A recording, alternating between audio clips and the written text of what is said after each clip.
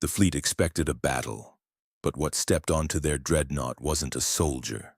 Blind, alone, holding nothing but a rag, no weapons, no armor. Every step he took mapped their ship. Every touch turned it against them, and in minutes alarms would scream, metal would corrode, and their entire fleet faced annihilation. From a human they thought was defenseless. One blind creature, one rag, and the fleet couldn't believe their eyes. The cargo bay door opened, and Krell expected soldiers. What stepped out instead made the Vrexian commander freeze. A human stood there, empty eye sockets covered by a simple strip of cloth, holding nothing but a worn rag in one hand. No weapons, no armor, just blind flesh and fabric. "This is their champion," Zintha whispered from the navigation console, mandibles clicking in confusion. "The species that destroyed our forward outpost sent this?" Torven Kas smiled. The expression unsettled Krell more than any battle roar would have. The human tilted his head, listening to the hum of the dreadnought's engines, the whisper of recycled air, the nervous chittering of 300 Vrexian warriors watching from upper galleries. He took one step forward. The deck plates rang with a clarity that should not exist in a ship this massive. "He hears the resonance," Krell realized, his vocal sacs tightening. "He is mapping our entire vessel through sound alone." Torven moved again, this time wiping the rag across a nearby bulkhead. The simple gesture seemed innocent until he pressed his fingers to his tongue, tasting the metal residue on the cloth. His smile widened. "Chromium alloy, third-generation Vrexian foundry work. You built this ship in the outer rings where gravity is weak. Your hull plating cannot handle sustained atmospheric pressure." Torven spoke without turning toward them, his voice calm, almost conversational. "I give it 17 minutes before your own recycling system corrodes through the subdecks. 15 if I am being generous." Zintha checked the environmental readouts. His scales paled. The human was correct. "How could you possibly know that from tasting?" Krell started, but Torven was already moving. The blind human walked through the cargo bay like he owned it, trailing the rag along surfaces, pausing to listen to vibrations, occasionally tapping the cloth against junction points. Each gesture seemed random, meaningless, but the data flowing across Zintha's console told a different story.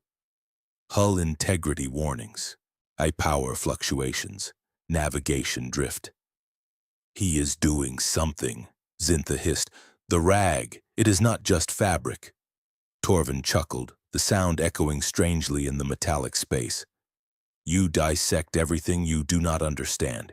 You catalog, categorize, conquer, but you never learn to feel." He pressed the cloth against a ventilation grate, and somewhere deep in the ship, something groaned. "This rag belonged to my daughter. She used it to clean her workbench. Years of oil, solvents, rare earth compounds soaked into every fiber. Now I just need to place it where your ship will breathe it in." The environmental system cycled. Alarms began singing.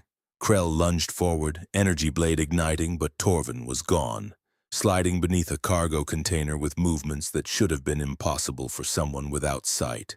And the human navigated the maze of equipment using sound, touch, memory, instinct.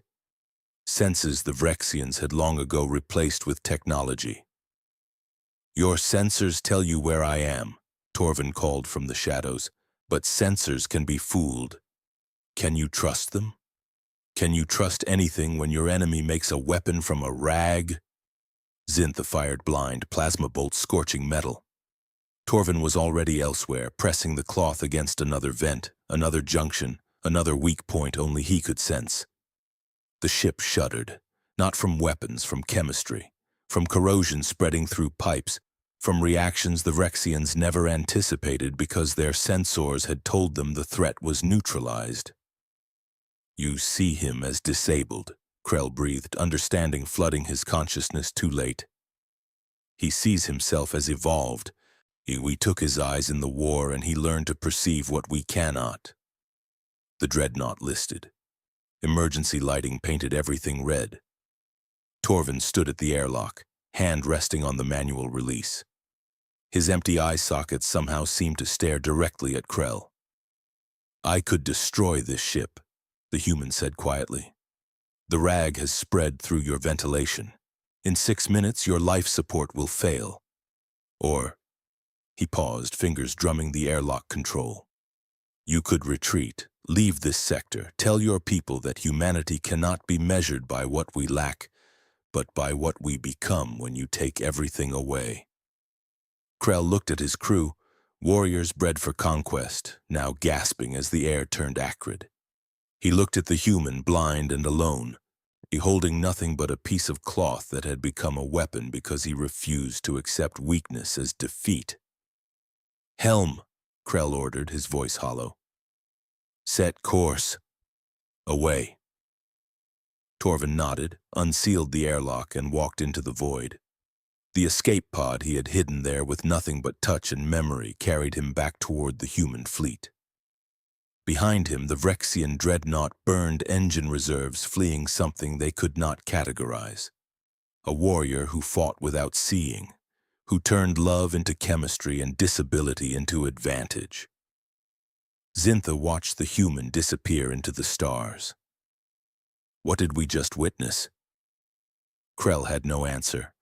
Only questions about evolution, adaptation, and species that refused to be conquered because they refused to be defined. If you enjoyed this story of humanity turning weakness into strength, you'd hit that like button and subscribe for more tales of how we survive when the universe counts us out.